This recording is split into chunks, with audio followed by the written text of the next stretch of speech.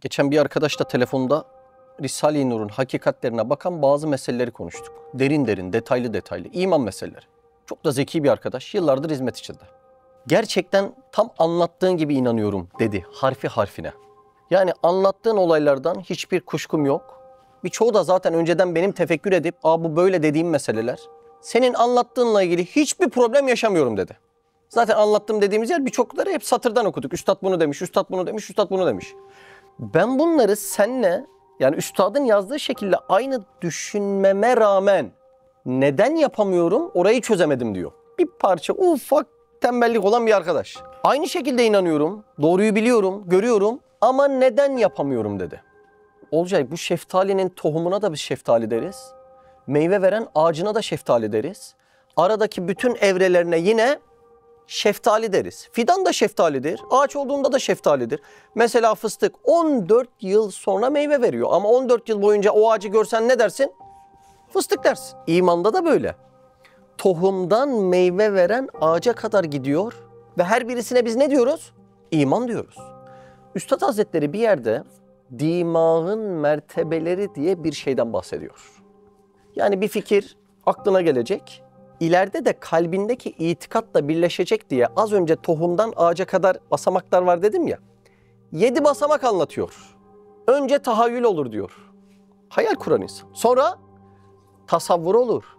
Daha sonra taakkul olur. Sonra tasdik olur. Gitgide çizimler gelişiyor yani zihinde. Daha sonra devreye ne girecek? Kalp de girecek. 5. basamakta izan olur. 6. basamakta İltizam olur. 7'de itikat olur. Yani bizim itikat diye kullandığımız meselenin 7 tane basamağı var. Önce hayalle başlıyor, sonra itikata geliyor. İmanda da böyle çok mertebeler var. Tohumdan ağaca, meyve veren ağaca gelene kadar biz bunun hepsine iman diyebiliriz. Ama hepsi aynı iman mı? Aynı iman değil. Meyve veren şeftali ağacını almaya çalışsan atıyorum 100.000 lira. Tohum halinde şeftali tohumunu almaya çalışsan 1 kuruş. Doğru mu? Arasındaki fiyat farkı, yani kalite farkı çok ama ikisine de şeftali der miyim? İkisine de şeftali derim. Az önce arkadaşın dediğine tekrar dönelim. Dediklerini aynen kabul ediyorum. Hiçbir problemim yok. Neden uygulamaya dökemiyorum? Neden yapamıyorum? Demek ki bizim imanın mertebesi ile ilgili problemimiz var. Buraya kadar sorun var mı? İmanın 3 ana mertebesi vardır. Buyurun, imanın 3 ana mertebesi vardır. İlmel yakin, aynel yakin, hakkel yakin. İlmel yakin, aynel yakin göz değil mi? Hakkel yakin. Bir basit örnek var. Hani hiç bu kavramları bilmeyen varsa anlatayım. İleride duman görseniz orada ne var dersiniz? Ateş. Neyinizle dediniz? İlminizle. Yani dumanı gören biri orada ateş olduğunu anlar. Neyle dediniz? İlminizle. Yakin bilmek demek bu arada. Yani ilmimle bildim. Ben oraya yaklaşıp ateşi artık gözümle gördüm. Ne oldu bu? Aynel yakin oldu. Göz devreye girdi. Elimi bir soktum ateşe, yandı elim. Ne oldu bu? Hakkel yakin oldu. Çünkü hissettim. İşte sihirli kelime orada. Çünkü hissettim. İmanın mertebeleri bu üçü. Biz bugün Risale-i Nur'daki dersleri işlesek. Mesela 30. lemayı ele aldık. Allah Azze ve Celle'nin ismi azamlarını çalıştık. Allah'ın Kuddüs ismi var, şu ismi var, bu ismi var dedik. Sen bunun tamamını ezberlesen dahi, istediğin yorumları yapsan dahi imanın o an ilmel yakinde. İlmel yakinden sonra neye geçeceğiz? Aynel yakin. İşte bu aynel yakin çok zor bir iman mertebesi. Allah aşkına o kadar bağ bahçeye gidiyorsunuz. Sinek, kuş, böcek görüyorsunuz. Kahvaltıda bal yiyorsunuz, peynir yiyorsunuz. Ya peynir yerken eliniz titreyip kalıyor mu? Allah bunu nasıl verdi diye. Şöyle gezerken deve görseniz, mesela biz Mısır'a gittik, deve gördük. Böyle nefesin kesilecek şekilde, mecazda kullanmıyorum, gerçekte kullanıyorum. Çünkü hayran olduğun bir arabayı görsen nefesin kesiliyor. Üf, sese bak arabadaki V12 motor diyorsun. Öyle değil mi? Uzun süredir aradığım bir çantayı görsen vitrinde, aradığım çanta. Tam bu tepkiyi vermiyor muyuz? Aradığım çanta. Allah aşkına bir arı gördüğümüzde kahvaltıda konmuş masaya gelmiş. Böyle nefes kesiliyor mu hiç? Ya bunu yanlış anlamazsanız birçoğumuz hayatımızda hiç yaşamamışızdır. Aynel yakinde. Yani gözüm bir şeyi müşahede etti. Ve oradan da ben Allah'ın isimlerini okudum. Yani böyle bir şey birçoğumuz ya yaşamamışızdır ya da birçoğumuz yaşadıysak bir kez, iki kez ancak yaşamışızdır. Yani bir anda çocuğunu seviyorsun. Çocuğunu severken bir bakıyorsun, sanki yanında bir terzi çocuğunun etini almış, geriyor böyle. Gere şöyle eti buradan yuva açıyor, göz açıyor. Göz açıyor, bir de içine göz koyuyor. Yani sadece kılıfı yer açmıyor. Buradan kılıfı açıyor, ağız yeri açıyor oradan terzi. Ya terzi gerekmiyor mu bunlara? Allah aşkına sanatkar gerekmiyor mu bunlara? Bir de içine inci gibi dişler diziyor. Ya nasıl olabilir böyle bir şey diye. Hiç nefessiz kaldın mı? Ben bir gün karda giymek için hani takıyorsunuz ya, şöyle kulak ve ağzı örtüyor. Tam taktım, baktım ağza delikli yer yapmış. Ya dedim, ne güzel düşünmüşler. Normalde hava alamıyorsun ya, değil mi? Bunlar delikte koymuş, ne güzel düşünmüş dedim. Aynı onu dediğim gün gece de benim çocuğu seviyordum bebek halde. Ya böyle bir anda, ya bu nasıl dikilebilir yani? Bunun tırnağı buraya nasıl konur? Bu kıyafet an ve an üstünde nasıl büyütülür? Yani insanın nefesinin kesilmesi lazım. Şimdi olayı tekrar başa alacağım. İlmel yakin dediğinde ilimle Allah'ın esmalarını tanıyorsun. Bunu bir nebze yapabilir mi insanlar? Bir nebze. Ya bakma, onu da yapan çok yok. Adama okuma yap diyorsun, adamı okumaya ikna edemiyorsun. İlmel yakin nerede? İkinci basamak neydi? Aynel yakin. Yani gözünle Mısır'da gezerken deve göreceksin. Ya bu dizindeki nasır ve uzandığı kaynar toprak. Nasıl olabilir ya? Bu dizine bu nasıl olabilir? Ağzındaki yarık ve o muazzam dili tam çöldeki dikeni yemek için. Ya bu olamaz diye. Sanki biri gözünün önünde yapıyor bunu. Gelmiş birileri böbrek takıyor, dalak takıyor. Ayağının nasırını, kuma saplanmayacak şekilde toynağını, gözlerinin kirpikleri toz fırtınalarından etkilenmeyecek şey. Bak, kafayı yemek lazım. Aynel yakin bu. Portakalı gördüm de Allah portakal yaratmış. Bu aynel yakin değil. Nefesinin kesilmesi lazım aynel yakinde. Bir gün yalnızsın, 2-3 kişi köye gidiyorsun. Şöyle arabayı park etmişsin. Şurada bir tane baraj. Barajın devamında yeşillik, ağaçlar ve birden dağ çıkıyor böyle. O manzarayı seyrederken uçan kışı görüyorsun ve anında çarpılıyorsun. Diyorsun ki şu tabloyu bir ressam yapıyor, bir de kuş koyuyor, tarihe geçiyor. Allah'ın tablosunda, Allah'ım sen bu kuşu nasıl uçuruyorsun bu tabloda? Yani benim gözüme güzel gözüksün diye sen nasıl uçuruyorsun bu tabloyu diye kafayı yiyorsun ya. Bugün arkadaşlar anlattı. Biri tablo yapmış, muz yapıştırmış, milyona satmış. Sonra alanda almış muzu yemiş. Yani iş sanat işte, mükemmel. Ya şimdi bir adamın burada kafayı yemesi gerekir mi gerekmez mi? Ama delikanlı olalım yani. Bunu hayatımızda bir iki yaşadığımız bile herkeste yoktur. Kusura bakmayın. Yani şu yüzden söylüyorum. Aynel yakin iman mertebesi kolay bir mertebe değil. Portakalı gördüm, Allah yarattı. Böyle değil. Bu değil yani. İlmel yakinde kafanda oluşturduğun bilgilerle Allah'ın esmasına gidersin. Aynel yakinde gözünle bir eşyayı müşahede edersin. Eşyadan esmaya gidersin. Aynel yakin bu kadar sıkıntılıysa hakkel yakin ne olacak? Hakkel yakin hadiselerden esmayı okuyabilmek demektir. Çok zor, çok. Hakkel yakin hadiselerden esmayı okuyabilmek demektir. Baştan alacağım. Ama aynel yakinin zorluğunu anlatabildim mi? İlmel yakinde bilgilerinle Allah'ın esmasına gittin. Aynel yakinde bir şeyi gördün ama çarpıldın, vuruldun. Oradan Allah'ın esmasına gittin. Hakkel yakinde bir hadise yaşadın. Düşün, çocuğun tepe taklak yuvarlandı, ağzı yüzü kan içinde. Trafikte kaza geçirdin. Biri geldi dedi ki senin bütün çekler battı, yarın fabrikayı kapatıyorsun. Öbürü geldi dedi ki ya kusura bakmayın, yarın ayağınızı keseceğiz. Hastalık olmuş size, bunlar hayatın gerçekleri. Öbürü geldi dedi ki gencecik evladınız ahirete irtihal etti. Öbürü geldi dedi ki anneniz vefat etti. Allah'ın esmasını okuyacaksınız, öyle mi? Zor mu? Çok zor. Ne istiyor? İman mertebesi istiyor. Bir örnek vereyim mi? Kafamıza otursun.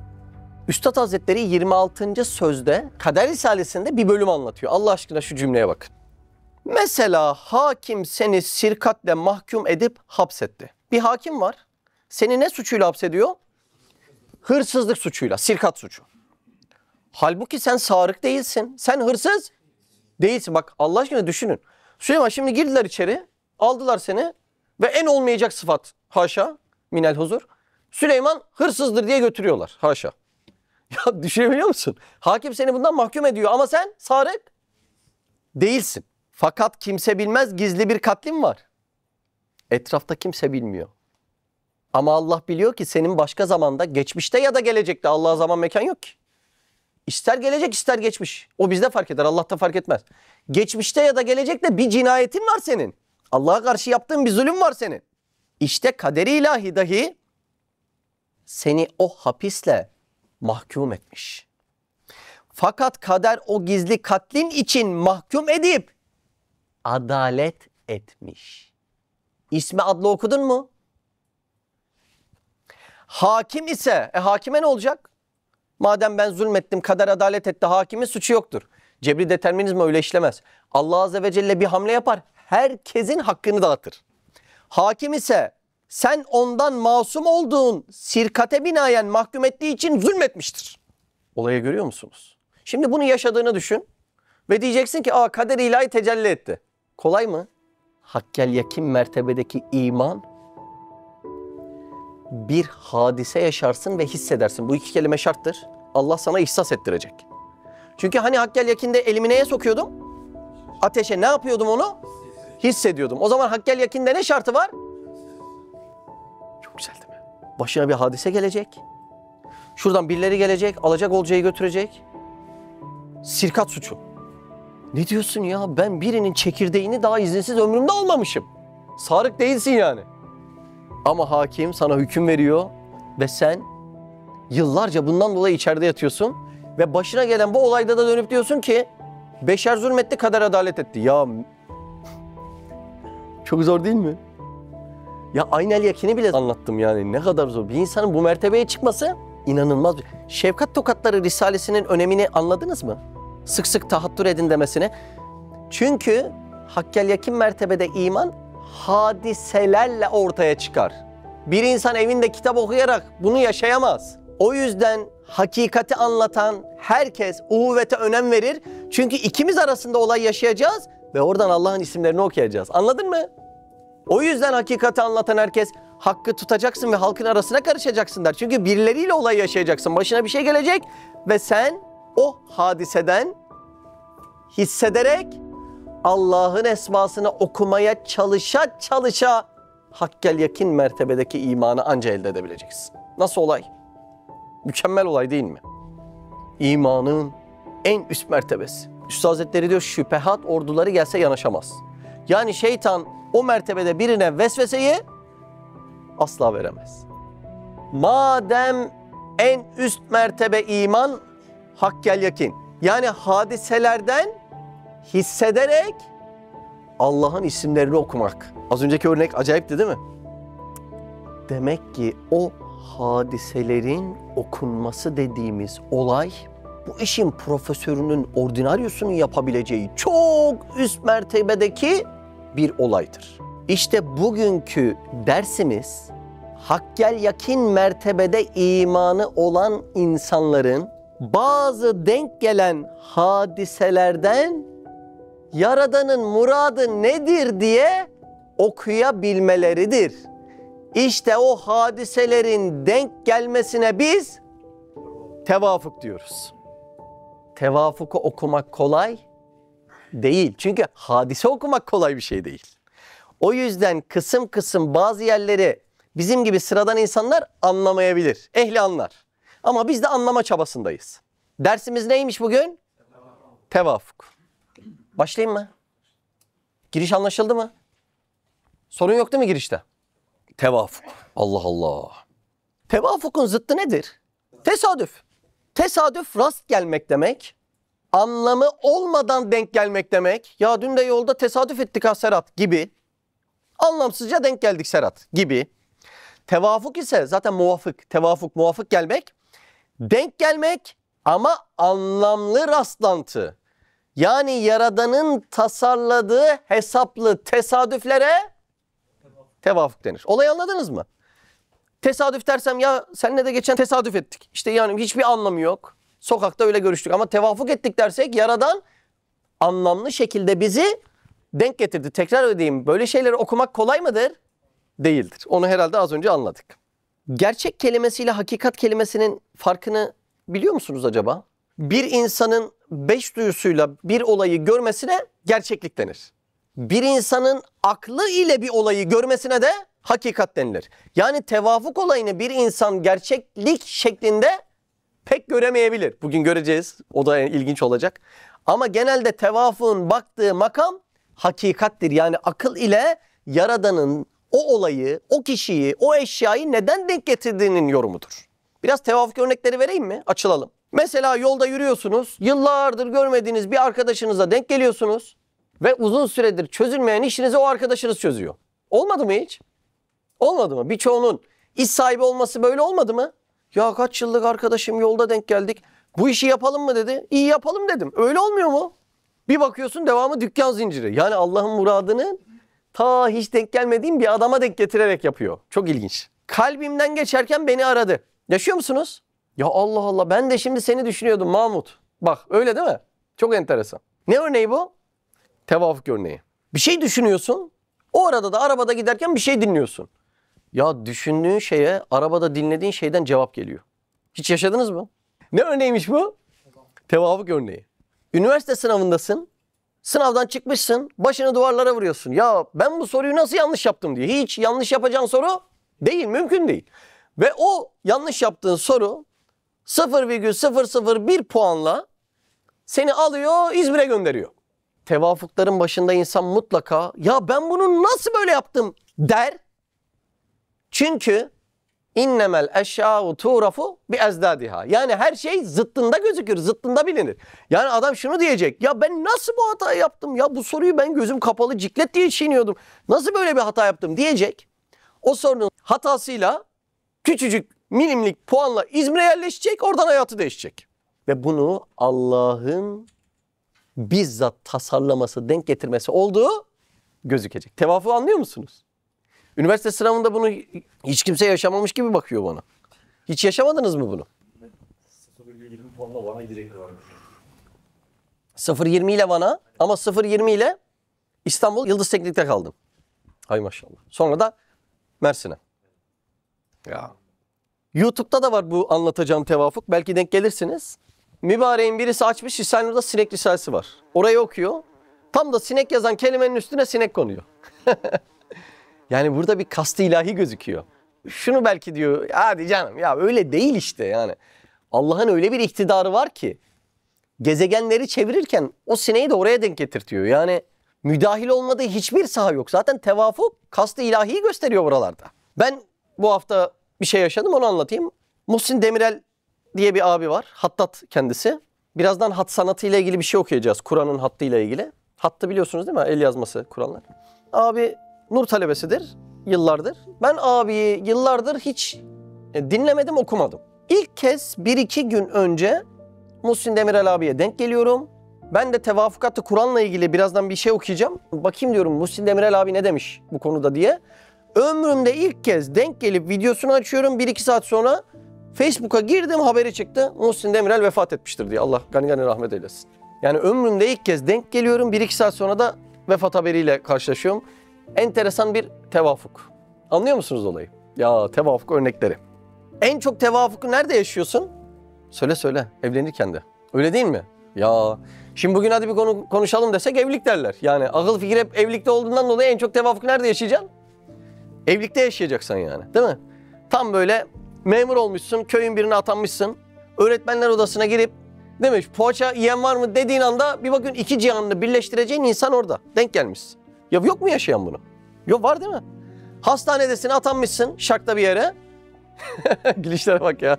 Atanmışsın, tam hastanede bir hanımefendi geliyor. Hocam şöyle mi diyor, bir bakıyorsun iki cihanını birleştirdiğin insan oluyor. Öyle olmuyor mu? Şimdi bu tevafuklar çok enteresan değil mi? Ya Allah sana orada denk getiriyorsa tesadüfen karşılaştırmıyor. Bak Enfal 60'ta diyor ki müminlerin gönüllerini birleştiren de odur. Ama olay çok enteresan. Sadece dünyayı yaşamıyorsun. Bir de ahiretteki birlikteliğin var. Ama denk gelme olayına bak. Bilmem kaç puanla bir yere atanmışsın. Orada kapıyı açıp orada denk gelmişsin. Ta bilmem ne köyüne gidiyorsun, bir tatlı yiyeyim diyorsun. Tatlı yerken bir bakıyorsun iki cihandaki eşin orada denk gelmişsin. Bak olaylara bakar mısın yani, hadiselere? Sizin gözler şu an şiir okuyor ha. Belli herkesin tevafuku burada. Var mı çok ilginç tevafuk yaşayan? Çok yani ömrüm değişti diye. Kim var orada? Yunus var. Başka? Bir kişi mi el kaldırıyor? Osman var. Albayım var. Başka? İlginç tevafuk. Senin var. Başka? Kazım abiye ver. Abi bir spor salonunda bir abimizle denkleşmiştik. Değil mi? Ondan sonra hayatımız değişti. Değil mi? Sporu bıraktım ondan sonra. Ben Urfa'da öğretmenken Kazım abi de orada Urfa'da anestezi doktoru. Urfa'da da bir tane spor salonu var zaten. Orada tevafuk ediyoruz. Muhabbet ediyoruz Kazım abiyle şöyle böyle diye.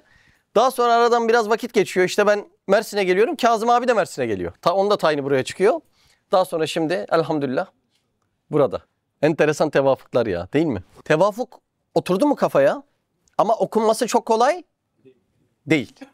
Çünkü hadiseleri okumak imanın üst bir mertebesi. Makroda tesadüf diye bir şey yoktur. Biri tesadüf diyorsa bu ne demek biliyor musunuz? Özneyi kabul etmiyorum. Yani o iki tane eşyayı denk getireni ben kabul etmiyorum demek. Öyle olunca da bir şeyin gerçekleşmesini neye bağlıyorlar? Sayılara bağlıyorlar. Şimdi böyle 7-7-7 diye bir şey çıkmış. 7-7 yazıyor, bir şey oluyor falan. Renklere bağlıyorlar. Kainata mesaj göndermeye bağlıyorlar. Şimdi bunlara bağlıyor insan. Yani neden? Çünkü bir özne kabul etmiyorsun. Bunları denk getiren yok diyorsun. Ama insanın ruhunda bunları okumanın kabiliyeti var. Akıl Ceylan'a, Kartal'a verilmemiş ki, sadece bize verilmiş. Bunları manalandırmak, akılla okumak sadece bize özgü olduğundan kişi fıtratının gereğini gerçekleştirmek istiyor. Yani denk gelmeleri yorumlamak istiyor mu insan? Yorumlamak istiyor. Ama onun okuma şeklini, lisanını, yani imancasını bilmeyince tabii ki de çok enteresan şeyler olabiliyor. Bir adama desen ki kainatta boşluk var mı? Asla. O zaman hadiseler, vakalar boşluktan zuhur eder mi? Asla. Hepsi ince bir hikmetle mi gerçekleşir? Tabii ki de. Asla kainatta başıboşluk yoktur. Her hadisenin altında ince bir hikmet vardır der. Madem her hadisede bir ince hikmet var, sen başına gelenleri neden tesadüf ettik kelimesiyle anlatıyorsun? Ya ne bileyim, dilimiz alışmış işte. Senin dilimiz alışmış dediğin hadise için kainat yaratılmış. Benim bu arada kelime takıntım yoktur. Yani bu kelimeyi nasıl kullanırsın? O değil, mana takıntım var benim. Yani tesadüf olur mu? Allah Azze ve Celle sana orada bir mesajı anlatabilmek için bütün kainat adedince masraf etmiş. Sen de aman canım tesadüf ettik diyorsun. Yani kainatta madem boşluk yoksa bu kelime ağzımıza yakışan bir kelime olmuyor. En'am suresinde diyor ki onun bilgisi dışında bir yaprak bile düşmez. Allah'ın bilgisi dışında yaprak düşmezse İrfan'la Geylani'nin Umre'de denk gelmesi hiç tesadüfen olabilir mi? Mümkün değil. Şimdi maçta adama kırmızı kart veriyorlar. Niye veriyorlar? Adam kayıyor, hakem bakıyor. Tam topun denk geldiği anla adamın kaydığı an öyle güzel tevafuk ediyor ki adam diyor ki bunda bir kasıt var hemşerim diyor. Doğru mu? Bunda bir kasıt olduğundan dolayı sana kırmızı kart diyor. Demek ki tevafuklarda ne var? Kasıt var. Tevafuklar kastı ilahidir. İlahi iradenin devamlı takdirini gösterir. Devamlı takdirini. Tevafuklar kastı ilahidir. Allah'ın en küçük arzunu dahi işittiğini sana gösterir. Konu yine Allah'ın varlığını hissetmek, görüyor musun? Tevafuk neyi gösteriyor? Allah en küçük arzunu bile işitir. Dünyada bu kadar iş varken Allah benimle mi ilgilenecek? Değil mi? İnsan aklına bu geliyor. Düşün işte, Allah o kadar büyük. Gerçekten kainattaki yıldızların sayısı dünyadaki kum tanelerinden kat ve kat fazla. Ya düşünebiliyor musunuz? Evet, bu kadar iş var ama seninle ilgilenilebilecek kadar kudreti var.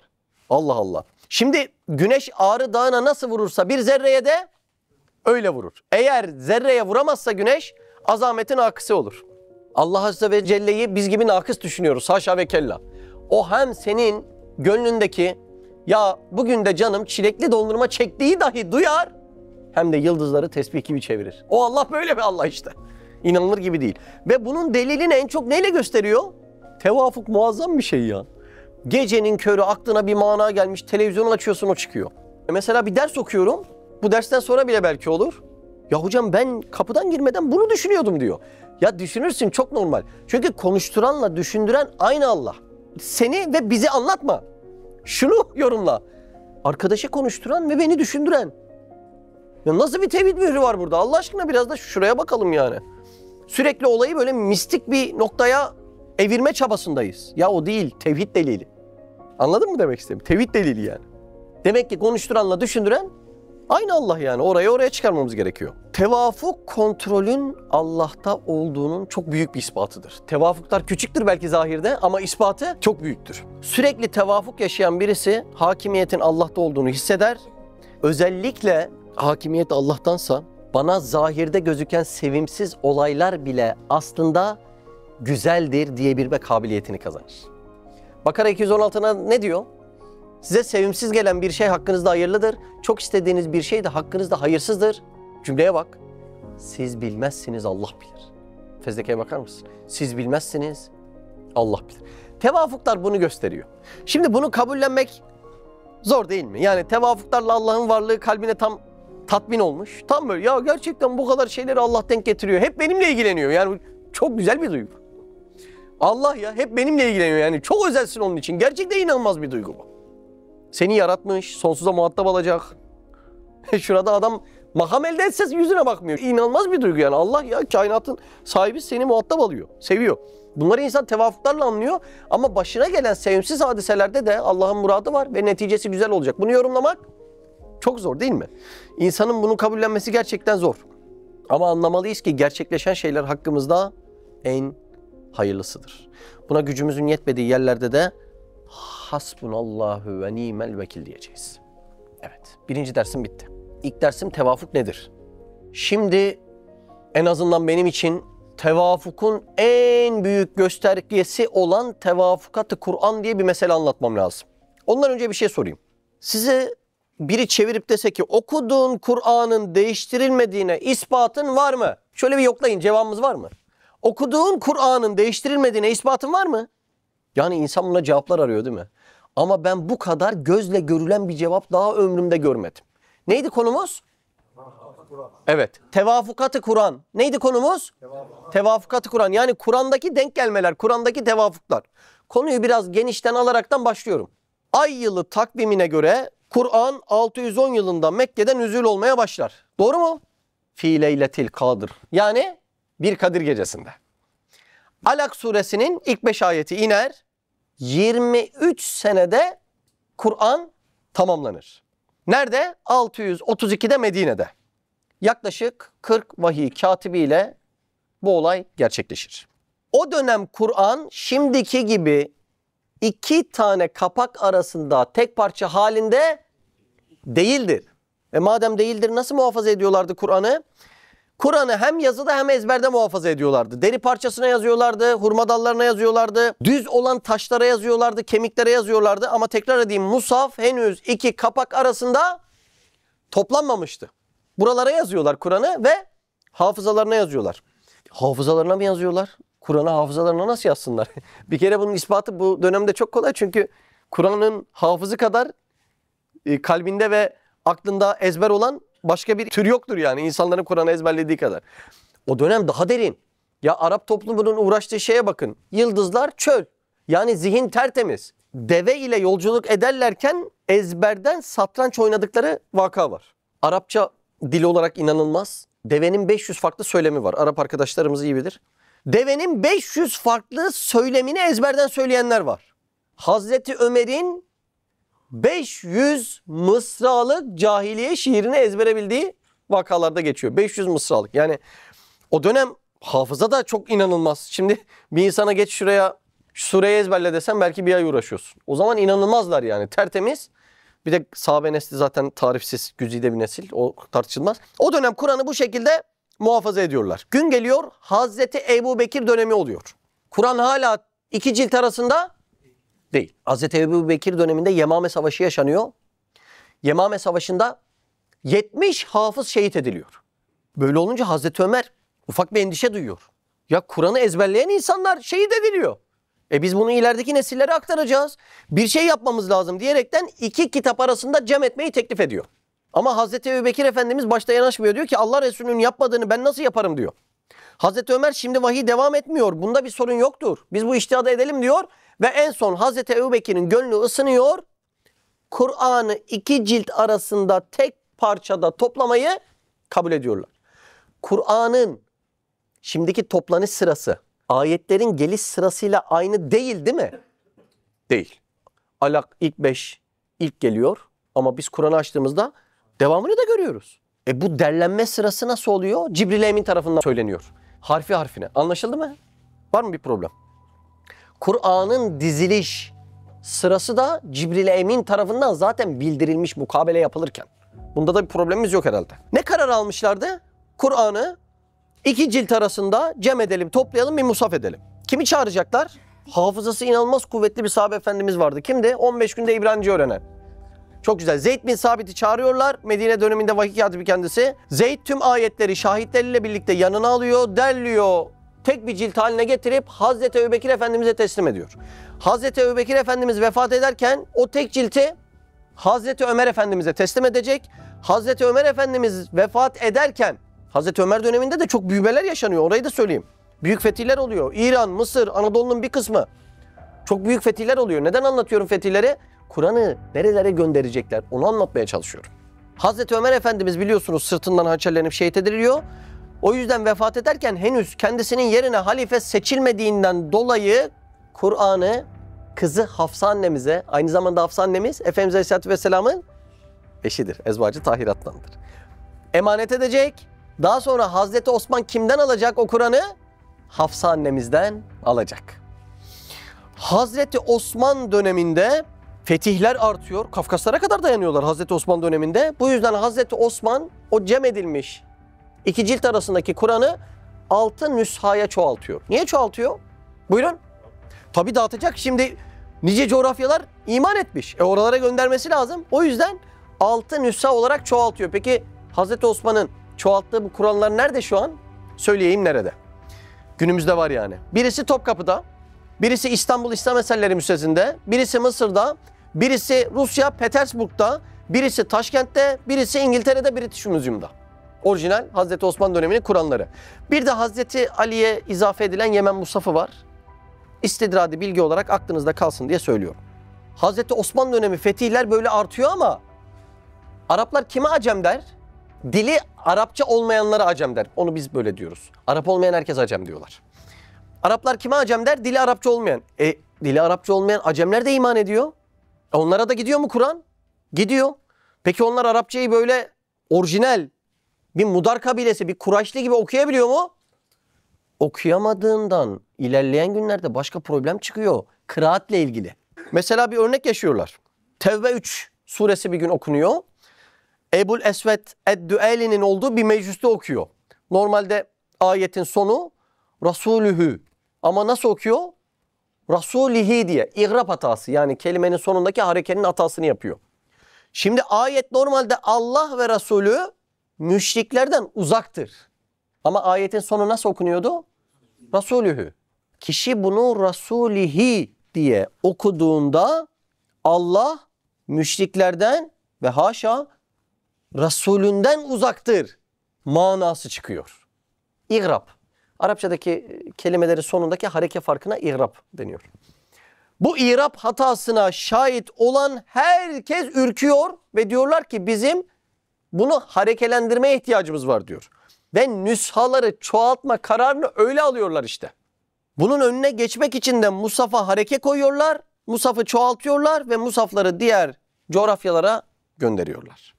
Musaf'ları çoğaltma vazifesi de yine Zeyd bin Sabit'te. Komisyon kuruyoruz kendisi ve 3 Kurayşlı. Neden? Lehçe farklılıkları bir gün problem olur da yaşanırsa asıl lehçe Kurayş lehçesi. Kur'an harekelendirildi mi? Evet. Yeni iman eden insanların bulunduğu İslam coğrafyalarına gönderildi mi? Gönderildi. Aradan zaman geçer ve insanlar Kur'an'ın yazısı güzelleşsin diye bir uğraşa girerler. Böylece bir sanat ortaya çıkar. Buyurun. Hat sanatı yıllar içerisinde ortaya çıkar. Nedir amaç? Kur'an'ı daha güzel yazalım, daha okunaklı yazalım. Ama her hattat, buyurun, farklı yazacaktır. Demek ki yıllar içerisinde yazılan Kur'anların satırları, sayfa sayıları farklılık gösterecek. Neden farklılık gösteriyor? Buyurun. Her hattat farklı yazdığından dolayı. Öyle değil mi? Normalde Kur'an 604 sayfa, 114 sure, 6666 ayet, 300.620 harftir. Ama hattatlar farklı kabiliyetlerde olduklarından dolayı yazdıkları Kur'anların satır sayıları farklılık gösteriyor. Kimi hattat 12 satır yazıyor. Kimi hattat 13 satır yazıyor. Kimi hattat 15 satır yazıyor, günümüzdeki öyle. Kimi hattat 23 satır yazıyor. Satır sayıları farklılık olursa sayfa sayısı da farklılık olur mu? Olur değil mi? Kimi hattat 500 sayfa, kimi hattat 300 sayfa, kimi hattat Kur'an'ı 800 sayfa yazıyor. Buraya kadar probleminiz var mı? Sorun var mı buraya kadar? Net anlaşıldı mı? Farklılık gösterme meselesi. Hat sanatı yıllar içerisinde gelişmeye devam ediyor. Ama henüz günümüzde bu topraklarda okuduğumuz şekline gelmiyor. Aradan yıllar geçer. 1890 yıllarında Osmanlı'nın meşhur hattatı Kayıszade Hafız Osman Nuri Efendi, kendisi Burdurlu, kendi hattıyla bir Kur'an yazar. Kendisi 106 kez Kur'an yazmış. Daha bir kez okumayan var mı desek ayıp olur biraz, değil mi? 106 kez Kur'an'ı yazmış. Kendisine ilham olunur ve şöyle der: ben Kur'an'ın mikyaslarında, ölçülendirmesinde bir Kur'an yazacağım der. Ölçüyü nereden alacak? Hani satır sayısı, sayfa sayısı, onlar var ya. Ölçüyü nereden alacak? Kur'an'ın mikyaslarında bir Kur'an yazacağım der. Kur'an'daki en uzun ayet, buyurun, müdayene ayetidir. Bakara'nın sonlarında borç bölümünü anlatan ayet. Der ki ben sayfa boyunu müdayene ayetinden alacağım. Görüyor musunuz? Satır boyunu da Kevser suresinden ve İhlas suresinden alacağım der. Anladınız mı ölçülendirmesini? Ben ölçülendirmemin kriterlerini Kur'an'a göre alacağım der. Bunu yaptığında ortaya inanılmaz bir mucize çıkar. Ayet berkenar denilen bir mucize fark edilir. Bütün Kur'an sayfaları ayetle başlayıp ayetle biter haldedir. Şimdiye kadar yazılan Kur'anların hiçbirisinde bu yok. Dikkat ediyor musunuz açtığım görüntüye? Bütün Kur'an sayfaları ayetle başlayıp ayetle biter. Bu arada bazı ayetler 3-5 satır. Böyle bir şeyi denk getirmesi mümkün mü? Mümkün değil. O dönemde kimi ayetler 3-5 satır. Yani bunu öyle bir hale getireceksin ki ayet berkenar denilen bu mucize ortaya çıkacak ve Kur'an'ın bütün sayfaları ayetle başlayıp ayetle bitecek. İnanılmaz bir hadise değil mi? Bu Hafız Osman'ın yazdığı Kur'an dünyada kabul görür. İşte bizim bugün günümüzde elimizde okuduğumuz Kur'an Hafız Osman hattıdır. Dikkat edin, bu ayet berkenar denilen mucizeyi okuduğunuzda göreceksiniz. Devam ediyorum. Esas mucize burada değil. Aradan yıllar geçer. Üstad Hazretleri Barla'dadır. Hafız Osman'ın yazdığı bu Kur'an'ı okumakla meşguldür. Hafız Osman'ın yazdığı bu Kur'an'ı okurken Kur'an'ın içerisinde tevafuk mucizesi keşfeder. Bu Kur'an'ın içerisinde 604 sayfasında 2806 tane Allah lafzı, 846 tane Rab lafzı, 167 tane Resul, 69 tane Kur'an, 220 tane Rahim, 159 tane Rahman lafzı geçer ve bunların kimileri ip gibi alt altadır. Kimileri 2 sayfa kapandığında üst üste gelir. Kimileri aynı sayfada sırt sırta gelmiştir. Üstad Hazretleri bu lafızların böyle tevafuklar gösterdiğini görünce, yani bu mucizeyi keşfedince hayretler içerisinde kalır. Acil 10 tane talebesini çağırtır. Kur'an'ı 10'a bölecek, her birine 300 verecek. Diyecek ki şunu yazın da getirin diyecek. 10 talebesini çağırtır. Hüsrev Efendi, Mehmet Zühtü Efendi, Tenekeci Mehmet Efendi, bunların hepsi Isparta. Şamlı Hafız Tevfik Barla, Hafız Halit Barla, Muallim Galip Barla, Hafız Ali İslamköy, Sabri Efendi Bedre, Hakkı Tığlı Eğirdir ilahir. Kur'an'ı 10'a bölecekti. Her talebesine 3'er cüz verecekti ve bunlara ne diyecek? Gidin Kur'an'ı Hafız Osman'ın ölçülerini bozmadan, o mikyaslara riayet ederekten ve iradenizi karıştırmadan yazın bana getirin diyecek. Bakın şu cümlesi çok önemli. İhtiyarınızı karıştırmadan yazın. Tevafuk zaten var. Siz varı yok etmeyin. Yani irade karışırsa yok olacak. Yazılanlar Üstad Rahimullah'a ulaşacak. Bakacak ki, cümleye lütfen dikkat edin. O Kur'an'da yazılan hatlarda tevafuk en çok Hüsrev Efendi'nin hattında kendisini gösteriyor. Tevafuk zaten Kur'an'ın mucizesi. Tevafuk en çok Hüsrev Efendi'nin hattında kendisini gösteriyor ve diyor ki Hüsrev, bu vazife senindir. Tevafuk mucizesi en çok sende kendini göstermiş çünkü ihtiyarını karıştırmamış iradesini. Hüsrev abi 1932'de ilk tevafuklu Kur'an'ı yazar. Ömründe 9 kez yazıyor. 40-50 yıllık bir emek. Hayrat Vakfı da şu an onu basıp onu dağıtıyor ve onu satıyor. Hüsrev abinin onu. Bu arada bir anekdot girsem, hani bazen oluyor ya, böyle çok önemli değil de. Hani nur talebeleri Kur'an'la az mı meşgul oluyor? Nasıl az mı meşgul oluyor? Ömrünü adamışlar. Kur'an'la az meşgul olmak ne demek? Şu hadiseyi görüyor musun sen? Nur talebelerinin Kur'an'la az meşgul olması, ya gerek yok ya. Müslümanların birbirine bu zulmü yapmalarına gerek yok. Görüyor musun hadiseyi? Hüsrev Efendi'nin. Allah Allah. Üstad Hazretleri bunu 29. mektupta, Rumuzat-ı Semaniye Risalesi, orada bir paragrafla anlatıyor. Kur'an-ı Mucizül Beyan'ın enva-ı icazından göz ile görünecek. İfadeye dikkat ettiniz mi? Yani burada mana aramana gerek yok. Birazdan örneklerini göstereceğim. Göz ile görünecek kısmının 5-6 veçinden bir veçini yeni bir Kur'an'ı yazmakla göstermeye dair. Bu mucize kimler için? Ben gözümle görmediğime inanmam diyenler için Kur'an'ın mucizesi. Lillahilhamd öyle bir Kur'an yazıldı. Ümmetçe Hafız Osman hattıyla makbul Kur'an'ın aynı sayfelerini ve satırlarını muhafaza etmekle beraber onun ölçülerini bozmadık. Lafzullah Mecmu Kur'an'da 2806 defa tekerrür ettiği halde unadir ve nukteli müstesnalar hariç kalıp mütebakisi tevafuk ettiğini anladık. Sayfa ve satırlarını tahir etmedik. Yalnız biz tanzim ettik. Küçük bir tanzim. O tanzimden harika bir tevafuk tezahür etti. Yazdığımız Kur'an'ın parçalarını bir kısım ehli kalp görmüş, levh-i mahfuz hattına yakın olduğunu kabul etmişler. Barla layıkası. Mesela benim avucumda nohut, leblebi, üzüm, buğday gibi maddeler bulunsa, ben onları yere atsam, üzüm üzüme, leblebi leblebiye, karşı sıralansa, hiç şüphe kalır mı ki elimden çıktıktan sonra gaybi bir el müdahale edip sıralamasın? Şüphe kalmaz. Mecbur birinin eli değmiş buna. Doğru mu? İşte hurufat ve kelimat.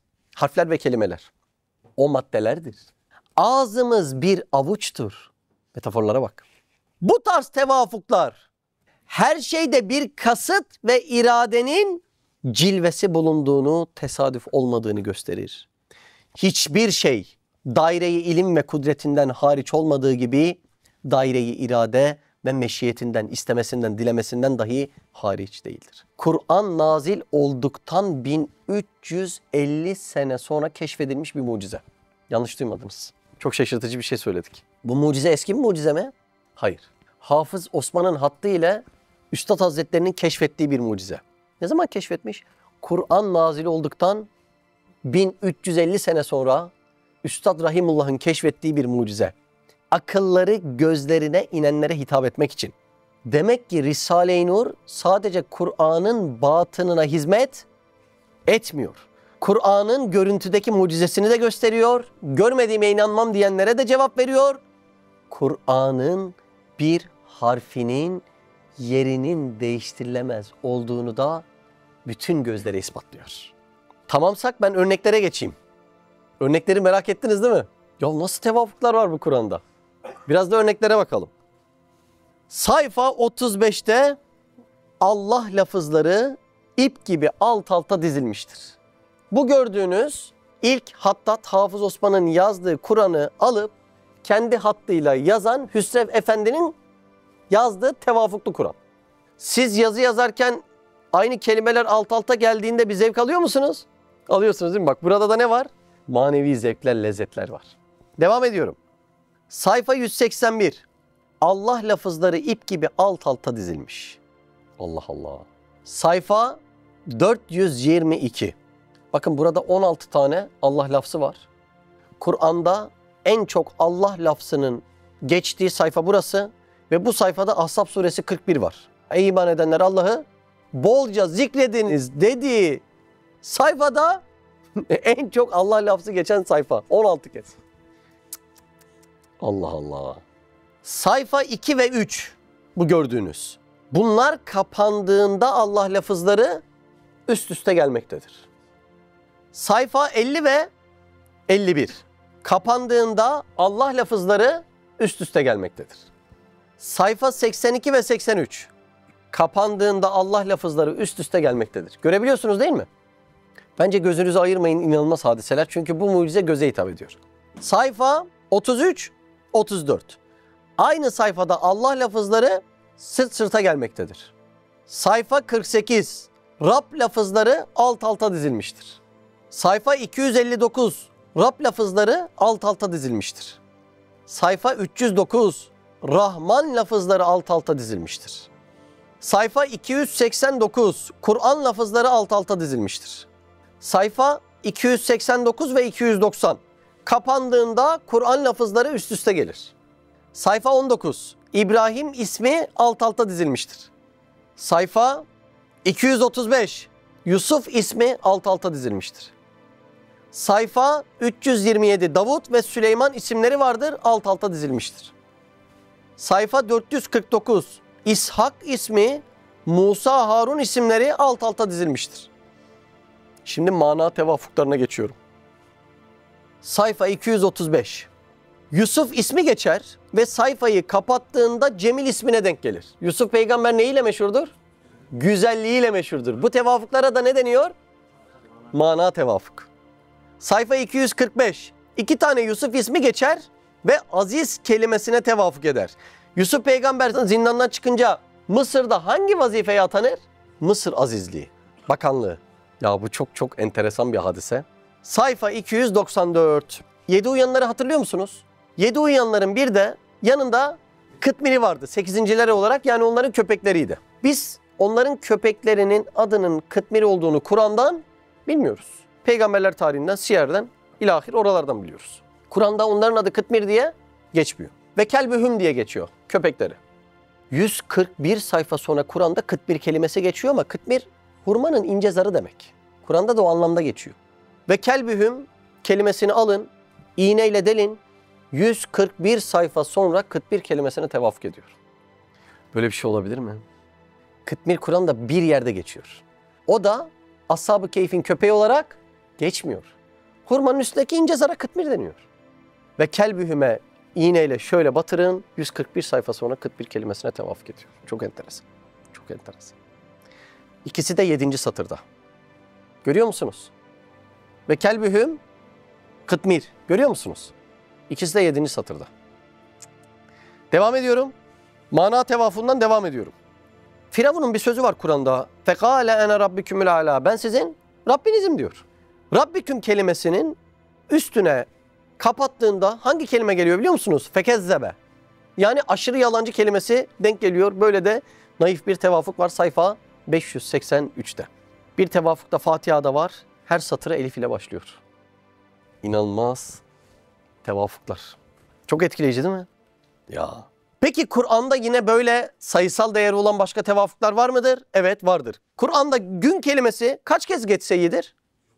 365 kez geçiyor. Ay kelimesi kaç kez geçsin? 12 kez geçiyor. Dünya ve ahiret kelimesi ikisi de 115 kez geçiyor. Melek ve şeytan kelimesi ikisi de 88 kez geçiyor.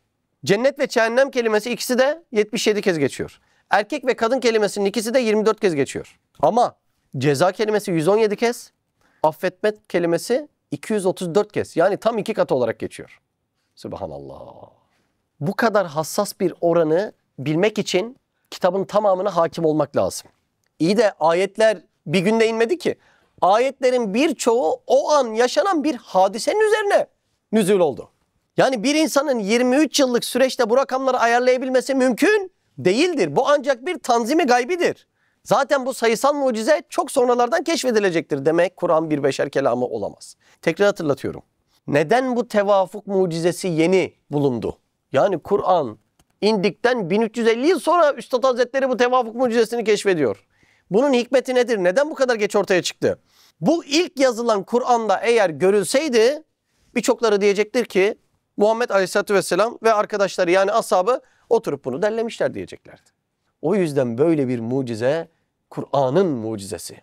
1350 yıl sonra aklı gözüne inmiş, maddiyunluk hastalığıyla yanıp kavrulmuş bu insanlara mükemmel bir hediye olarak ortaya çıkmıştır.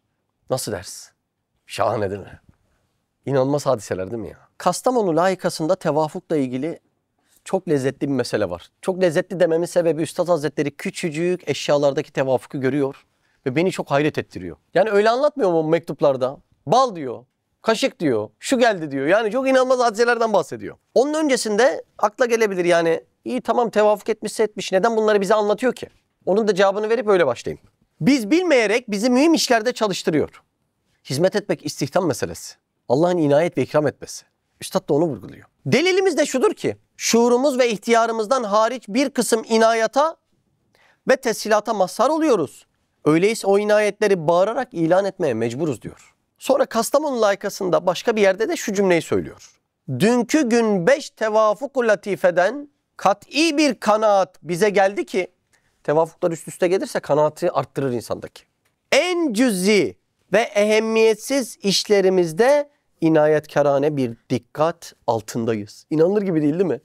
En küçük ve basit dediğin belki bir diş fırçalamak, orada bile Allah seni an ve an izliyor, takip ediyor. Evet, şimdi bunu da okudum çünkü burada küçük meselelerden bahsediyor gibi gelebilir bize. Halbuki zahirde küçük ama hakikatte Cebeli Uhud'dan büyük. Okuyalım mı? Buyurun. Bismihi Subhanehu, Kastamonu layıkası. Üstadımızın ve Risale-i Nur'un ciddi hakaikleri içinde en tatlı bir fakihesi Fakihe, meyve. Yani tevafukun lezzetini vurgulamak için. Evet. tevafuk olduğu için kardeşlerimize yine bu 2 gün zarfında küçük bir iki tevafuku size bundan evvelki tevafuka haşi olarak yazıyoruz. Tam orada elinde meyveyle biri içeri giriyormuş. Değil mi? Fakiye dediğimizde. Evet. Evet, nasıl ki kelimatta ve kelimat-ı mektubede tevafuk bir kast, bir inayeti hususiyeyi gösteriyor. Gösterdi mi? Az önce örneklerine baktık. Hem de aklımızı yerinden çıkaracak kadar gösterdi. Evet. Bazen harika olup keramet derecesine çıkıyor. Bazen latif bir zarafet veriyor. Aynen öyle de Risale-i Nur'a ait ve üstadımıza ait hadisatta da aynen kasti ve inayetkârane tevafuku akvaldeki o efalde dahi görüyoruz. Kelimatta da görüyoruz, hallerde de görüyoruz. Evet. Ez cümle, size yazılan 4 ay gelmeyen hane sahibesi için Emin kardeşimize dedi. Haber gönder. Tekellümünde onun kapı çalması tevafuk ettiği gibi aynı cümle 2 defa okunduğu zaman Emine dediği kelimesi okunduğu anında aşağıki kapıyı Emin açtı. Gelmek zamanı gelmeden geldi. Tam Emine söyle derken Kastamonu'daki çaycı Emin abi zamanından önce içeri giriyor. Ya şimdi bunları niye anlatıyorsun yani? Ne olmuş diyor belki insan. Öyle değil yani. Buralardaki derin manaları okumak için yaratıldık belki de. Ama imancayı öğrendikten sonra. Onu öğrenmeden okumaya çalışanların o değil yani. O değil. Şimdi doktor olmayan birisi bize anestezi yapmaya çalışsa ne oluruz Kazım abi? Hı? Ya değil mi? Bir daha uyanmamak üzere en mutlu uykuyan değil mi? Evet. 2. gün yine başka bir adama okunduğu vakit Emine dediği kelimesini okuduğu vakit aynı anda yukarıyı kapıyı Emin açtı.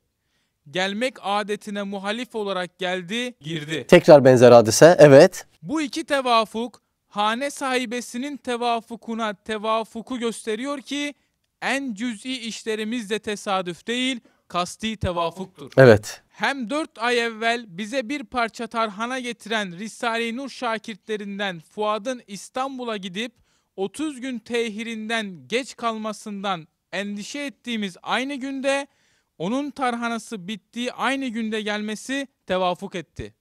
Yani o Maraşlı o tarhanayı öyle yemeyecekmişiz görüyor musun? Tarhananın bitmesi ve onun gelmesi. Muhtemelen ben bilmiyorum ama Fuat abi de Maraşlı olabilir bizim gibi. Değil mi? Evet. Öyle tarhanayı cips gibi yedim ettim. Yok ben topak severim falan. Öyle değil. Ya çok ilginç değil mi ya? Balda, tarhanada bunları okuyabilmek. Çok şaşırtıcı ya. Orada bir daha tereyağı, çörek var. Ya hepsi var. Hepsi. Evet. Hem aynı günde bir parça tereyağı biz ve üstadımız da bunun bereketini hissediyorduk.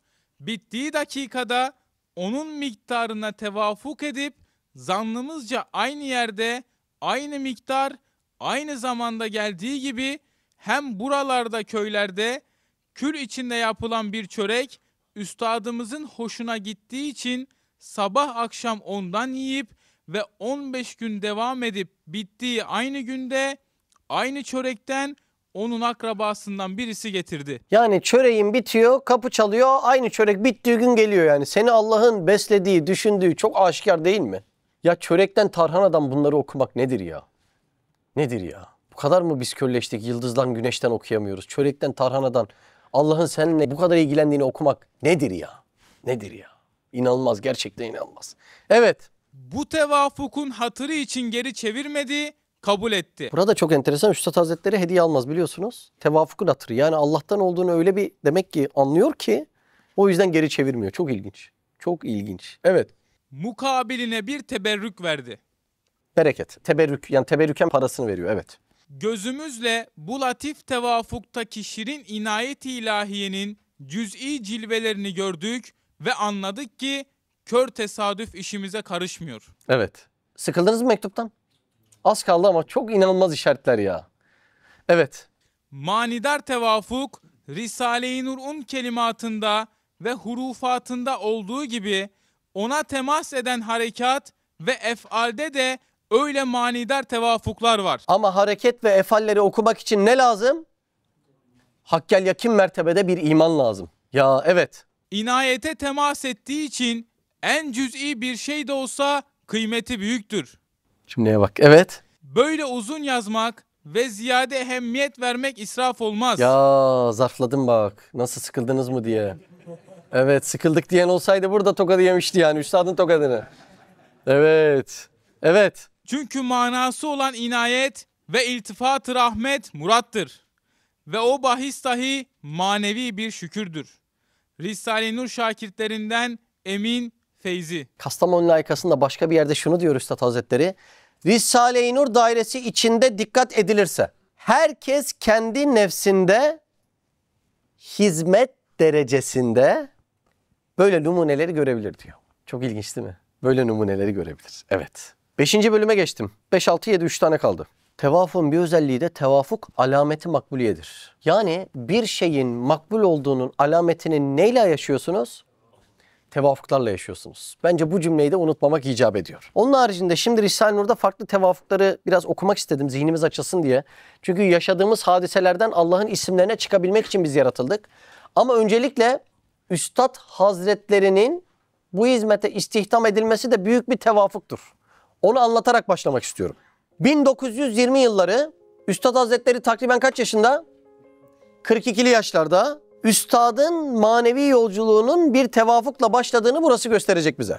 Üstad Hazretleri İstanbul'a gelir ve coşkuyla karşılanır. Aynı yıllarda Mesnevi Nuriye'nin Arapça eserinde telif eder 1921-1923. Kendisi Darül Hikmet-i İslamiye üyeliğine atanır 4 Ağustos'ta. Yani büyük hocaların oluşturduğu bir İslam akademisi gibi. Mehmet Akifler burada, merhum Elmalılı hep burada. Büyük bir meseledir. Kendisi sonradan Çamlıca'ya dönecektir ve münzevi hayatına devam edecektir. Ama Said Halim Paşa yanına gelir. Kendisi sadrazam. Ve üstada şöyle söyler. Sizin en büyük hedefinizin şartta bir medrese kurmak olduğunu fakat tahsisat yapılamadığı için bu hedefinize ulaşamadığınızı biliyorum. Üstadın en büyük hedefi bu mu? Bu. Neden? Fen ilimleriyle din ilimlerini evlendirmek istiyor Üstad Hazretleri. Günümüzde görüyorsun sadece fen ilimlerini almış insanlar ne tevafuku ne görse tesadüf diyor. Kardeşim fotosentez. Fotosentezin prosesleri o şekilde. Tabii ki de içinden şunlar çıkacak yani. Tabii ki de bu girdi olacak, bu çıktı olacak. Yani o kadar kopuk düşünüyor ki insanlar. Demek ki sadece fen ilimleri bir insanı manevi hasta haline getirir. O zaman onu koparıp sadece din ilimlerini alalım mı? Hayır. Sadece din ilimleri de insanı taassuplu hale getirir. Onun da örnekleri çok mu? Çok çabuk görüyorsun yani Müslümanların nüfusuna bak. Birbirimizi yemekten, taassuptan, futbol takımı tutmak gibi tabelacılık yapmaktan düştüğümüz hale bak yani. Sadece fen ilimleri insanı manevi hasta hale getirir. Sadece din ilimleri insanı taassuplu hale getirir. O yüzden bunların izdivacı lazımdır. Evlendirilmesi. Talebe ancak bunun iki kanadıyla, coşkuyla uçabilir. Üstadın ömrünü adadığı Medresetü Zehra projesi de budur işte. Din ilimleriyle fen ilimlerinin evlendirilmesi meselesidir. Said Halim Paşa da bunu keşfediyor, fark ediyor ve Üstad Hazretleri'nin yanına geliyor. Ben bunu yapamadığını biliyorum diyor. Üstad Hazretleri de doğru yapamadım diyor. Cümlenin devamına bakın. Boğaz içindeki yalılarımı, koruluğumu, köşklerimi, konaklarımı ve diğer mal varlığımı medrese yapmanız için size başlamak istiyorum. Üstad'da da ne arkadaş varmış ya. Biz 15 dönümün daha borcunu bitiremedik. Kampüs arsasının, Hayal Alem Kampüs. Ne kadar güzel bir olay değil mi? Tam Üstad Hazretleri'nin Medresetü Zehra projesi varken birinin böyle bir teklifi. Üstad için o an tahmin ettiğimiz gibi olmuyor olay. Çünkü Üstad Hazretleri 1. Said döneminden 2. Said dönemine geçip müzevileşeceği bir dönem yaşıyor. Biz merhum Fırıncı abiyi ziyarete gittik. Sarıyer'de böyle eski 2 katlı bir hane. Fırıncı abi orada Üstad Hazretleri'nin kaldığı odayı bize detaylı gösterdi, anlattı ve bu başkalaşımda, bu dönüşümde o odanın Üstad için çok uzun süre rol oynadığını söyledi. Yani nice tefekkürlerini o odada yapmış. Biz o hatıraları merhum Fırıncı abiden uzun uzun dinledik. O odayı da müşahede ettik, gördük. Yani bu dönüşüm, başkalaşım dönemini anlattığı yer orası. Üstad Hazretleri de o yüzden şöyle cevap veriyor. Benim dünyayı tamamen terk etmeye hazırlandığım bir zamanda yaptınız bu teklifi. Bana bir süre tanıyın diyor. Daha sonra o süre içerisinde yeni Said ortaya çıkıyor. Yani 1. Said döneminden küfürle siyaset yoluyla baş edeceği dönemden çıkıyor ve 2. Said dönemine elinde avucunda ne varsa bütün mesaisini yalnız imana teksif ettiği döneme geçiyor. O yüzden şu cevabı veriyor. Beni dünyaya çağırma, ona geldim, fena gördüm diyerek reddediyor. Hadiseyi gördünüz mü neymiş? Sarıyer'in sükunet diyarına çekiliyor. İşte o bizim merhum Fırıncı abiyle kaldığımız o ev. Onun odasına çekiyor Sarıyer'de. Allah razı olsun, Fırıncı abiler aldı o evi. Şimdi orada muhafaza ediyorlar orayı. İnanılmaz yani, atmosferi de inanılmaz. Oradan Abdülkadir Geylani Hazretleri'nin kitabını alıyor. Okumaya başlıyor Fütuhul Gayb'ı. Kendisine yol gösterme niyetiyle tefeül ediyor. Tefeül değil mi? Hayra yorumlamak demektir tefeül. Onun için yapıyor. Kur'an'a tefeül yapılmaz. Ufak hatırlatayım. Tefeül çünkü bir cehennem ayeti gelir. Biz onun dışından çıkamayız. Tefeül hayra yorumlamak demektir. Açıyor Abdülkadir Geylani Hazretleri'nin Fütuhul Gayb'ı. Kelimeler kurşun kadar ağır, neşter gibi keskin işliyor Üstad Hazretlerine. Çok ağırına gidiyor üstadın. Gururunu yaralıyor, ruhuna işliyor, nefsini perişan ediyor. Kitabı kapatıp düşünmeye başlıyor. Bakın kendisi 28. mektupta bu olayı anlatıyor. Aciptir ki o vakit ben Darül Hikmetil İslamiye azasıydım. Çok büyük bir makam. Dünyayı terk ettiği yere bakar mısınız? Güya ehli İslam'ın yaralarını tedaviye çalışan bir hekim idim. Halbuki en ziyade hasta bendim. Hasta evvela kendine bakmalı. Sonra hastalara bakabilir. İşte Hazreti Şeyh bana der ki sen kendin hastasın. Fütuhul Gayb'de çıkan cümle. Kendine bir tabip ara. Ben dedim sen tabibim ol. Abdülkadir Geylani Hazretleri ne diyor? Tuttum kendimi ona muhatap ederek o kitabı bana hitap ediyor gibi okudum. Hangi kitap? Fütuhul Gayb. Fütuhul Gayb, Gayb'ın fethi. Kitabın adı bile çok manalı değil mi? Fakat kitabı çok şiddetliydi. Gururumu dehşetli kırıyordu. Nefsimde şiddetli ameliyatı cerrahiye yaptı. Dayanamadım, yarısına kadar kendimi ona muhatap ederek okudum. Bitirmeye tahammülüm kalmadı, o kitabı dolaba koydum. Daha sonra İmam Rabbani Hazretleri'nin mektubatını alacak. Rehber alıyor Üstad Hazretleri, yol arıyor yani. Kendisine yol göstermesi için ne yapacak? Tefeül yapacak. Bir mektup çıkacak karşısına. Mirza Bediüzzaman'a mektuptur. Mirza Üstad Hazretleri'nin babasının ismi. Bediüzzaman da Mahlas, biliyorsunuz, ona başkalarını nispet etmiş yani. Üstad diyor ki Fesubhanallah, İmam Rabbani Hazretleri bu mektubunda bana hitap ediyor. Sonra düşünüyor. Bunun arkasından mı gideyim, ötekini mi rehber tutayım, yoksa bir başkasına mı tabi olayım diyerek tereddütte kalırken İmam Rabbani Hazretleri'nin tevhidi kıble et demesiyle diğer alim ve kitapları bırakıp yalnız Kur'an'ı rehber tutuyor. Şu okuduğunuz Lisan-ı Nur külliyatını yazılırken Üstad Hazretleri'nin yanında sadece Kur'an-ı Kerim. Allah aşkına bir 19. mektubu okur musunuz? Biz ne zaman Hicaz bölgesine ziyarete gitsek okuruz. Mucizat-ı Ahmediye. Efendimiz Aleyhisselatü Vesselam'ı anlatan inanılmaz bir mesele. Yani yanında sadece Kur'an varken sen bunu nasıl yazabiliyorsun? Tarifsiz meseleler, tarifsiz yani. Ve lütfen okurken şuna da dikkat edin. Üstad Hazretleri sadece sahabe hayatlarını örnek olarak yazsa ve bize verse, biz o sahabe hayatlarını okuruz, şevkleniriz ama uygulayıp tatbik edemeyiz. Biz edemeyiz. Bizim gibi sıradan insanlar edemez bunu. Hata ederiz. İşte çocuğa vurmakta sünnet yazıyor deyip tutar bir tanesine vururuz. Yani biz onu tam anlayacak kapasitede olamayabiliyoruz yer yer. Yanlış anlayabiliyoruz. O yüzden Üstad Hazretleri ondan ziyade sahabe olmanın formülünü bahsediyor oralarda. Anladınız değil mi satır aralarında? Yani şu hamleyi yap, şu ilişkine dikkat et, şu noktada doğru adımı at, zaten o okuduğun noktaların ayak izlerine öyle benzeyeceksin diyor. Allah Allah. Evet. Nasıl tevafuk? Üstad Hazretleri'nin manevi yolculuğu bir tevafukla başlıyor. Az önce okuduğumuz Abdülkadir Geylani Hazretleri'nin kitabı Fütuhul Gayb ve İmam Rabbani Hazretleri'nin kitabı Mektubat'la onun manevi yolculuğu tevafuk edip başlıyor. Barla layıkasında bir mesele var. Ya beni çok etkiliyor. Mektup çok uzun ama çok kısa anlatacağım. Nuh Bey diye birisi var. Nuh Bey. Bak bilen yüzler gülmeye başladı. Üstad Hazretleri ona kitap hediye gönderiyor Nuh Bey'e. Nuh Bey de Hicaz'a gidiyor. Hicaz'dan da Üstad Hazretlerine hediye getirmiş. Ben baktım, araştırdım ne getirmiş diye. Zemzem getirmiş, hurma getirmiş. Bir de üzerinde yazı bulunan levha getirmiş, tablo. Üstad Hazretleri tabloya bakıyor. Ya Barla layıkasında o mektubu okuyun. Gerçekten bugün uyumadan yatmayın. Ya nasıl yorumluyor? Ya bunda bu tevafuk etti, bunda bu tevafuk etti, bunda bu tevafuk etti, bunda bu tevafuk etti diye yorumluyor. En son diyor ki ya bu tabloyu Hicaz'dan buraya getirmek Nuh'u aşan bir mesele. Bu tabloda gizli bir iltifat var diyor ve en son şu cümleyi söylüyor. Allah aşkına cümleye bakın. Bu demek Nuh işi değil. Ravza-i Mutaharra sahibinin bu teberrük içinde bir iltifatı vardır diyor. Sebepler perde değil mi? Perde. O da kaldırmış perdeyi. Ne var ya? Tevafuk anlıyor musunuz? Anlamadıysanız mektubu okuyayım birkaç sayfalık. Devam edeyim mi? Tamam. Başka örneğe geçiyorum. Kastamonu ve Barla layıkasından ufak yerler okuyacağım ama ne için okuyacağım? Önce onu anlatayım. Üstad Hazretleri'nin ilk talebelerinden Sabri abi. Ayak 2 parmağı bitişiktir Sabri abinin. Hiç gördünüz mü? Birleşik ayak. Ayak 2 parmağı bitişik şöyle. Tırnağa kadar yapışık oluyor yani. Tevafuk Üstad Hazretleri'nin de ayak 2 parmağı bitişik. Biz bunun mufassal tarihçi hayat var. Tarihçi hayatın genişletilmişi. Allah razı olsun Abdülkadir Badıllı abi onu derliyor. Orada okuyoruz. Abdülkadir Badıllı abi anlatıyor. Diyor ki ayak parmaklarından baş parmağı yanındaki parmak ile yanındaki parmak tırnağı yakınına kadar bitişik ve birleşik idi diye anlatıyor. Yani Üstad Hazretleri'nin de bitişik, Sabri abinin de bitişik. Üstad Hazretleri buna binaen talebesi Sabri'ye mektup gönderiyor. 2 farklı yerden okuyacağım. Kastamonu'dan okuyorum önce. Senin cisminde yani ayağında kardeşliğimin sikkesini gördüğüm zaman, onun da ayağı öyle benim de ayağım öyle yani. Bu tevafuktan yoruma bakabilir misiniz lütfen? Senin cisminde kardeşliğimin sikkesini gördüğüm zaman bir hissi kablel vuku ile kalbime geldi. Bu zat mühim bir vakitte bana çok ehemmiyetli bir kardeşlik edecek ve muvaffak olduğun yaptım.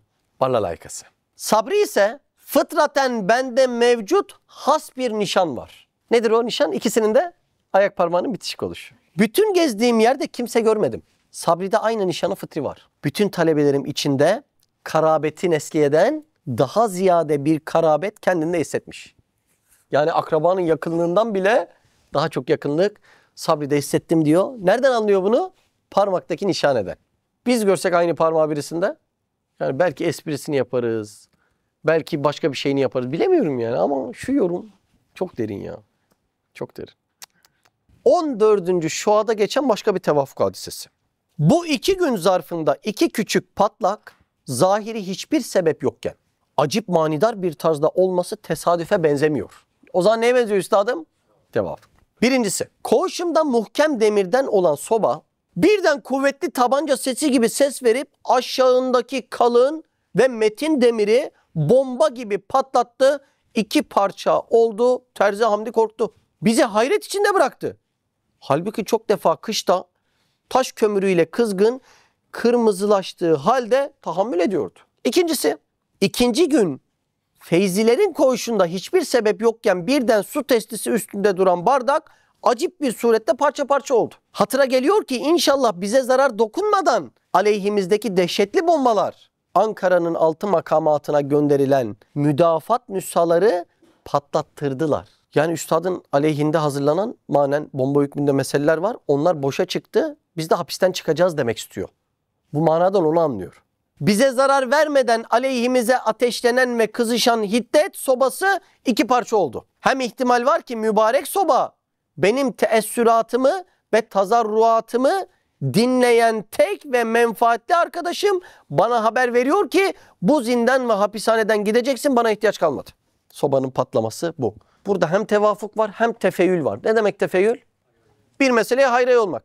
Efendimiz Aleyhisselatü Vesselam Hudeybiye Barış Anlaşması'nın yapılacağı zamanda karşıdan Suheyl geliyor. Suheyl ne demek? Kolaylık demek. Ne diyor? Suheyl geliyorsa işimiz kolaydır diyor. Yani bu tefeyyül, bir mana çıkarmak. Lütfen, çok mistik olaylar yaşanıyor, neler anlatıyor. Yani bu makam meselesi, insan meselesi. Kiminin de fırça darbesi bu kadar ince oluyor yani. Okuduğu göz bu kadar ince oluyor yani. Gözleri görmeyen birisine renk gayiptir. Duymayan birisine ses gayiptir. Ledunni ilmi noktasında da bizim gibi kısır birisine de bunlar gayip yani, değil mi? Biz bilemiyoruz ama kimisi de bunu okumayı öğrenmiş demek ki. Tamam mı? Bir bölümüm daha var, geçeyim mi? Yine Risale-i Nur bölümü.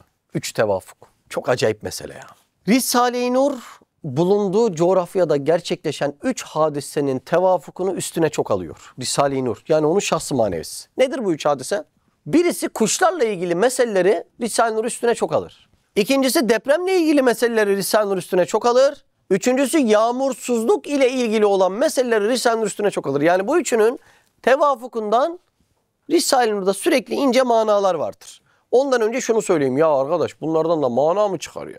Tabii şimdi yani değil mi, depremi Allah yapmadı diyen birisi buradaki manayı yani değil mi? Uçurum çok yüksek. Ama Üstad Hazretleri bir yerde diyor ki çok adi perdeler, basit perdeler altında mühim işaretler verilir ama ehli anlar diyor. Şimdi sen hiç daha hayatında araba görmemişsin, yol görmemişsin, ışık trafik polisi görmemişsin. Trafiğe çıktın, trafik polisi bazı işaretler yapıyor. Anlar mısın? Ne yapıyor ya bu adam dersin değil mi? Eliyle bir şeyler yapıyor. Yolda da trafik levhaları var. Dur diyor, kalk diyor, şu hıza uy diyor. Ne dersin, anlar mısın? Ya ne bu işaretler koymuşlar demir parçasını dersin. Demek ki işaretleri ve hareketleri okumayı bilmeyen birisi için manasız kalıyor. Ama okumayı bilen birisi için çok adi perdeler altında mühim işaretler verilir. Ehli anlar. İşte buradaki meseleleri bu makamdan dinlersek bence hayırlı olur. Kuş tevafukları. Emirdağ 1. Araba ile gezmeye çıkmıştım. Birden Kur'an'ın methine mazhar olan Hüdhüd-ü Süleymani kuşu bir müjde vermek istiyor gibi 15 dakika kadar yolumuzu takiben sağa ve sola ve yola konup uçup yine gelip hiç bu acip tarzı görmediğimiz surette kanaatim geldi ki yarın beni mesrur edecek bir haber alacağım. Kendisini takip eden kuştan bu yorumu alıyor. Yine Emirdağ 1'den başka bir örnek vereyim. Dün birdenbire bir serçe kuşu pencereye geldi vurdu. Biz uçurmak için işaret ettik, gitmedi. Mecbur oldum. Ceylan'a dedim. Pencereyi aç, o ne diyecek? Ceylan mı ne diyecek? He? Kuş ne diyecek? Girdi. Durdu. Ta sabaha kadar. Sonra odayı ona bıraktık. Yatak odasına geldim. Bu sabah çıktım, kapıyı açtım. Yarım dakika döndüm. Gülerek dedim, bu misafir niçin geldi? Tam 1 saat bana baktı, uçmadı, ürkmedi. Ben de okuyordum. Ekmek bıraktım, yemedi. Yine kapıyı açtım, çıktım. Yarım dakikada geldiğim o misafir kayboldu. Sonra bana hizmet eden çocuk geldi dedi. Ben bu gece gördüm ki Hafız Ali'nin kardeşi yanımıza gelmiş. Ben de dedim, Hafız Ali ve Hüsrev gibi bir kardeşimiz buraya gelecek. Aynı günde 2 saat sonra çocuk geldi dedi. Hafız Mustafa geldi. Hem Risale-i Nur'un serbestiyetinin müjdesini hem mahkemedeki kitaplarımı da kısmen getirdi. Hem serçe kuşunun ve senin hem Kuddüs kuşunun tabirini ispat etti. Şimdi bunlar insanlara imkansız geliyor. İnsanlara ayın yarılması da imkansız geliyor. Yani ayı yaratmış, yaramayacak. Kıyamette her şey yaracak ama Şakkı Kamer'de ayı yaramayacak. O mucizede.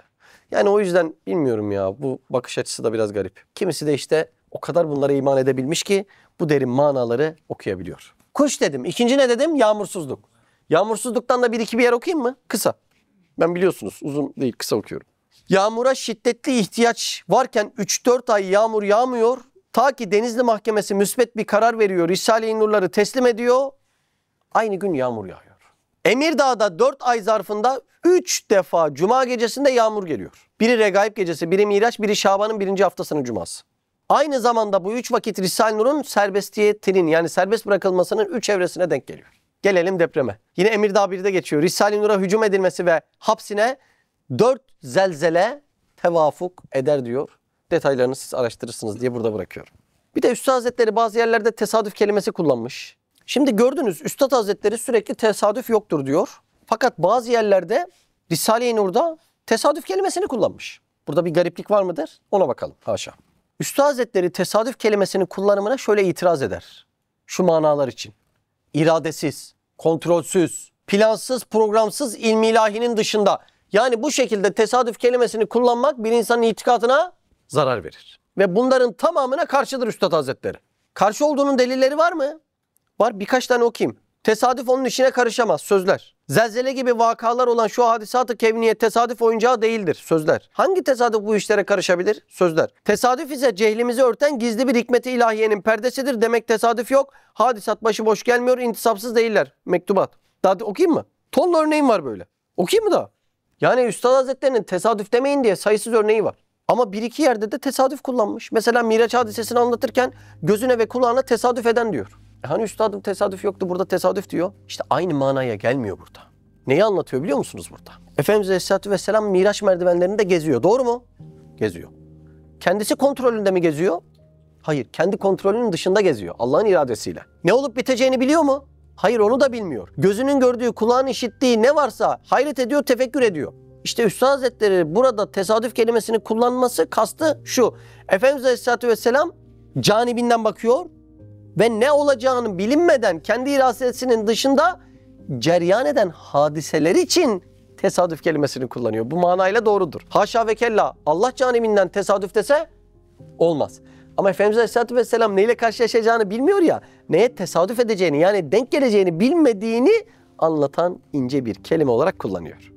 Bir örnek daha vereyim. 2 yerde daha tesadüf kelimesi var. Ben de kader-i ilahinin sevkiyle pek acip bir yola girmiştim. Ve pek çok belalara ve düşmanlara tesadüf ettim. Diyor mu yine tesadüf? Diyor.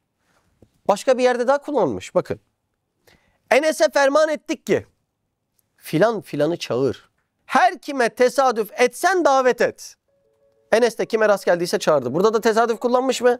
Kullanmış. Peki hangi anlamda kullanmış ikisinde de? Rastlamak. Yani ben irademle birine denk gelemem. Rastlarımı anlatabilmek için rastlanmanın manasında tesadüf kelimesini kullanmıştır. Falana rastladım dediğimizde de biz önceden planlamayız ya, bu manada kullanmıştır.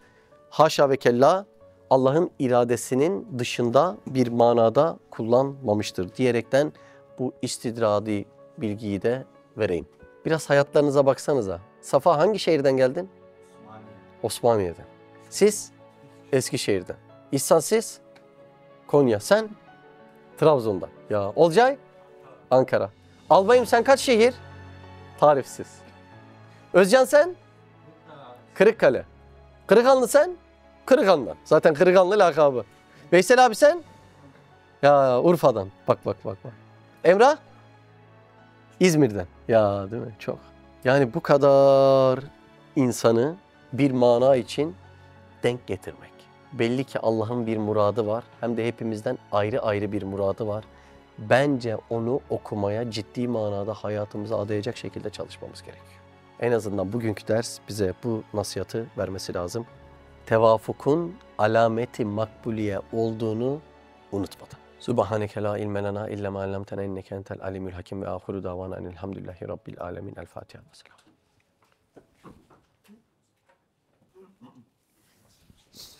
Ders çok lezzet veriyor değil mi?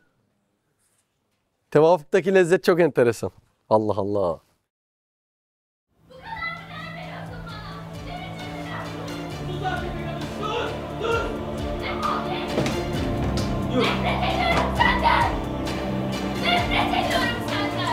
Bir daha yüzümü göremeyeceksin. Defol git.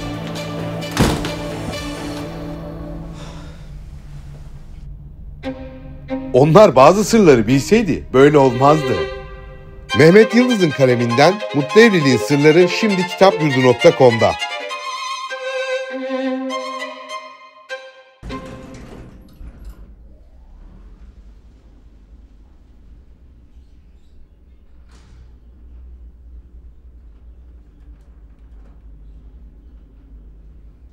Siz de Hayalhanem'in yurt içi ve yurt dışı projelerine destek olmak için buradaki linke tıklayarak online bağışta bulunabilir veya aşağıdaki iletişim numaralarından bizlere ulaşabilirsiniz.